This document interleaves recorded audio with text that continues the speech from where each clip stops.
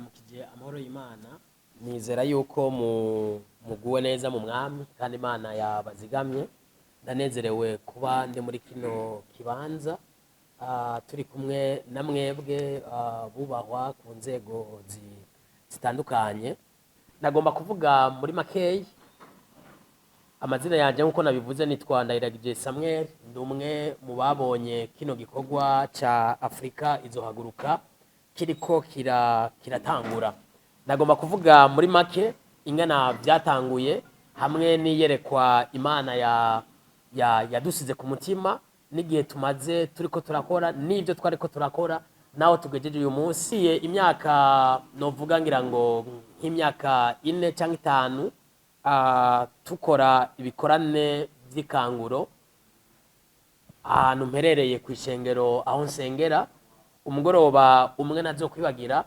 Imana irangenderera mu buryo muri clair butomoye ndoshobora gusigurira uwari we wese ambajije imigicapo nagomba kubasangiza arico yashize ku mutima wanje hari mwijoro ry'ubucagucagu nari nteramiye kw'ishengero turi mu bihe byo gusenga mbona igiti kinini cyane kinini gose nashobora no kuvuga ingana coba kingana hanyuma numva ijwi rimbaza yuko noshobora gutema ico giti niho naciye nishura uwo muntu yanganiriza ntashobora kubona canke ngo ndamubonesha amaso yanje ndamubwira ngo ni ego no gitema arambarira ati wibaza ko gitema mu mwanya ungana guti acambarira ati vyovana nanje nishura ntivyovana n'amasaha mu mpaye hanyuma ati nk'ubu tuguhaye amasaha 8 wo gitema hanyuma ndamubarira ngo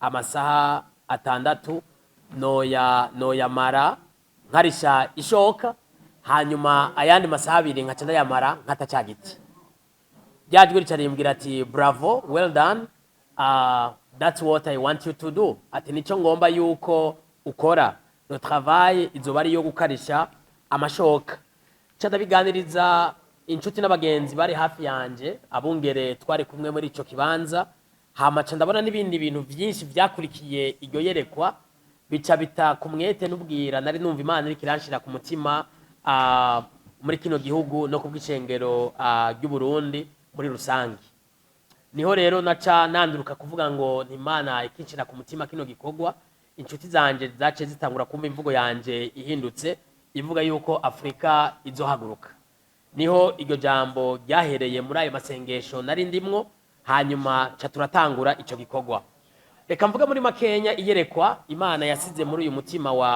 wa Afrika izohaguruka Afrika izohaguruka ni si ministere nshasha si shira hamwe rishasha mugabo ni conference ifise intumbero yo guhagurutsa canke guhimiriza abarongozi b'amashengero bakuru yarongoye kugira ngo biyumvire mu buryo burenze impome zine zigize ishengero biciye mu gikorwa cyo guhindura ab'Imana yabahaye kuba bigishwa ba Kristo no mu kurungika beza muri bo ngo bashikire isi iryo niryo yerekwa riri nyuma ya kino gikorwa no guhagurutsa canke guhimiriza abungere b'amashengero abantu Imana yahaye umutima wo kurongora ishengero kugira ngo biyumvire barengeye impome zine zigize amashengero yabo biciye mu gikorwa cyo guhindura abantu kuba bigishwa ba Kristo kugira ngo barungike beza muri bo bashobore gushikira isi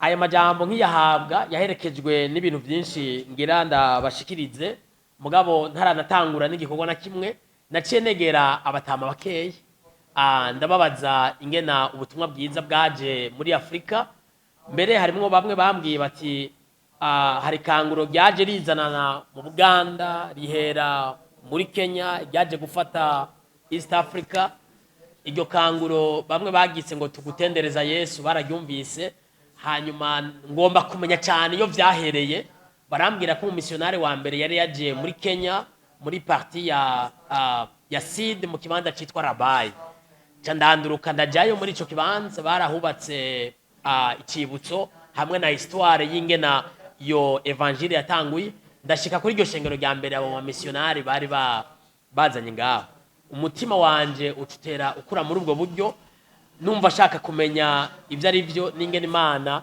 iriko irahagurutsa Afrika mu buryo butangaje. Kino gikorwa rero ca Afrika izohaguruka kiri mu nkingi zitatu. Inkingi ya mbere yitwa discipleship, ico twita ubwigishwa bwa Kristo. Inkingi ya kabiri yitwa mission, igikorwa njana butumwa. Inkingi ya gatatu yitwa ikanguro. Muri ubwigishwa bwa Kristo twizera neza tudakekeranya yuko ni kimwe mu bigize uyu mutima wa Afrika izohaguruka, ko twifuza kubwira abarongozi b'amashengero gusubira mu gikorwa Imana yaduhamagariye gukora, ari cyo guhindura abantu kuba bigishwa ba Kristo. Turatahura ko abantu baje mu masengero atandukanye, mu madini atandukanye. Hari igihe kimwe nigeze kuganira n'abagenzi banje ndababaza nti nari nkiri muto mugabo harimwo abakuze babibonye, aho iwacu bavuga ko ibice 90% ari abakirisu hano mu gihugu cyacu. Mugabo raba kahise ukuraba ibyagiye biraba, urashobora kwibaza uti ni bande babigizemo uruhara bikagora ingene bitahura. Cyansanga kuba mu isengero ntibihagije gusa, mugabo Kristo yadutumye ngo duhindura abantu kuba bigishwa abagenda barasa na Kristo. Iyo niyo nkingi yacu ya mbere muri kino gikorwa. Hama inkingi ya kabiri ni ijanye na mission. Mission ni gikorwa njana butumwa, aho twizera yuko umukirisu wese ni mujana butumwa. Arashobora kuba mwiza cyangwa akaba mubi, mugo umukirisu wese Imana yamurungitse ahantu kanaka. Haraciye imyaka myinshi Uburundi cyo kimwe na Afrika bibaye ikibuga cyakira abajana butumwa benshi. Hari abo twaronse benshi, mbere bamwe muri bo barafiriye ngaha mu gihugu cyacu. Hari amashengero amwe twojamwo ibibanza bimwe bimwe, abamisiyonari ariho bashinguye uyu munsi. Ugiye kuraba umutima n'umutwaro bari bafise kuri kino gihugu wari urengeje gose. Rero numva Imana icishira ku mutima yuko harageze ko Afrika nayo nigume yakira, ahubwo nayo irungike ni kuvuga ngo twabaye icyo no kwita mission field, twakiriye abajana butumwa benshi. Mugabo numva igihumengo kirashitse aho Afrika n'igihugu cyacu cy'u Burundi naco gihinduka mission force, aho kirungika nabo abajana butumwa. Ntituzotangura kubarungikira muri Amerika no mu bihugu bitandukanye, mugabo tuzotangura iwacu, aho umukirisu abaho ubwo buzima bwo kumenya ko afitiye umwenda abariko barahona.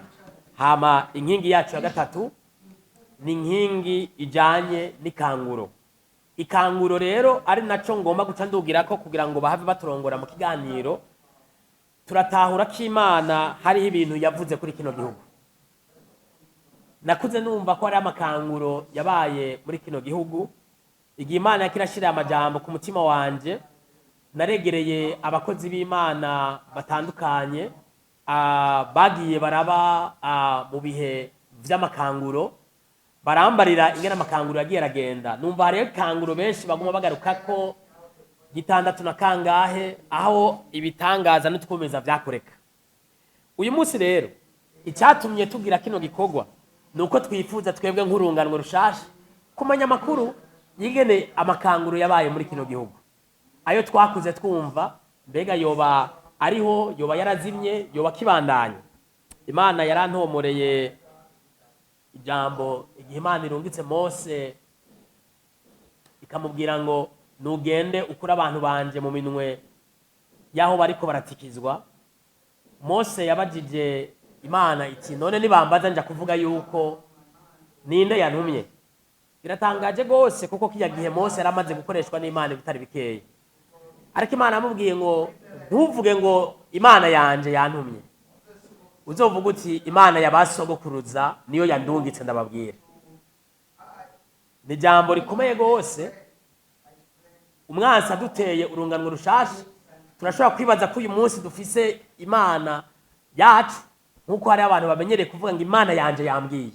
Mugabo ndatahura ko Imana yarabwiye Mose ngo nivyo nababwiye muze mubibwire abana banyu, nabo baze babibwire abana babo, bavyandike mu nyuguti zisomeka. No kuvuga ngo baherekeranye uko kuri kwagiye kuravugwa kugira ngo nihaze habeho kupire y'iki Imana yavuze mu gihugu canke mu runganwe na rumwe. Rero Imana itibwira Mose uzovuga uti Imana yabasogokuruza. Ndiko nasenga numvise Imana irikimbwira ngo ni imana y'urunganwe uko rwagiye rurakurikirana. Uyu munsi urunganwe rushasha ruvuga ngo abatama bacu ba kera barafise ingene batavyifashemo neza, mugabo nabo bakavuga bati urunganwe rw'uyu munsi ahubwo ntiriko ruravyifatamwo neza. Numva umenga imana ariko inshira ku mutima, arivyo nariko ndaganiriza abavukanyi abatama bankuriye, ntituragomba kumenya ijambo imana yavuze kuri kino gihugu. Turagomba kumenya ingihe mwariko murakura muba mu makanguro, mbega imana yatanze ijambo rimeze gute muri kino gihugu.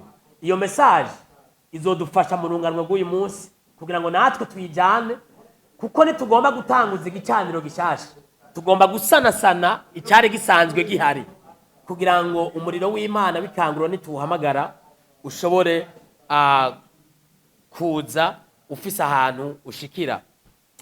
Ivyo bihe rero tubitanguye, twace dutanguza ibikorane amakonferanse ariyo twita Afrika izohaguruka. Iyo konferanse yarabaye, ya mbere irahera, iya kabiri irahera. Ya mbere twaragize umugisha wo kuronka abakozi b'Imana bavuye muri kino gihugu mu ntara zose zigize kino gihugu, abakenya bakeyi, abakongomani bakeyi baraza, turagirana edition ya kabiri. None uyu mwaka tugomba kugira edition ya gatatu izotangura ku munsi w'ejo itariki 18, ejo ku munsi wa kabiri isaha 11 tuzoba turiko turugurura dutangura edition igira gatatu. Twiteza abakozi b'Imana bavuye mu mihingo itandukanye bazoba baje, hanyuma tuzoheza ku munsi wa gatanu ku mugoroba. Nagomba no gufata kano kanya ngo ndabatumire muze kubana natwe ukungana bipanze mu gitondo kuva saa 2 kugeza saa 10:30. Abakozi b'Imana bavuye mu bihugu canke mu ntara zitandukanye bazoba bariko bariga ivyigwa bitandukanye, ariko misi yose ku mugoroba kuva 11 bizoba ari bikorane twita ibikorane vy'ikanguro, bizoba biremeshejwe n'abakozi b'Imana bahanyene iwacu, mugabo vyugururiwe abantu bose ngo bazobizemwo. Uko niko twaciye dutangura rero, kamara karyo ko guhugurwa nuko duhura ngo duranforce canke dushire mu ngiro igikorwa c'ubwigishwa bwa Kristo kiriko kiraba hani wacu, kuko turabikora mu ntara zitandukanye zigize igihugu, aho duherekeza ishengero kuvuga yuko ubwigishwa bwa Kristo ntibuhagaze gusa ku vy'imwemu, ariko n'ubwigishwa bwuzuye. Iyi ni imvugo tuvuga mu ntara zitandukanye, niyo twirirwa turiko turigisha abajejwe intwaro, abajejwe amashengero, tubahimiriza yuko iterambere rirama riba riterambere ritanguriye mu mutima w'umuntu, kandi ishengero niyo institution yonyene ishobora kuzana ihinduka rifadika rirama uhereye hasi ugashika hejuru. Nagoma nangize ndabashimira umuntu wese akigoro yagize ko kubana natwe, sinkeneye gutwara umwanya munini, mugabo uko niko twatanguye. Iryo niryo yerekwa dufise, iyo niyo ndoto turiko turarota, kandi twifuza ko ikiganiro tugiriraniye hano uyu munsi kizohezagira urundi runganwe. Imana ibahezagira.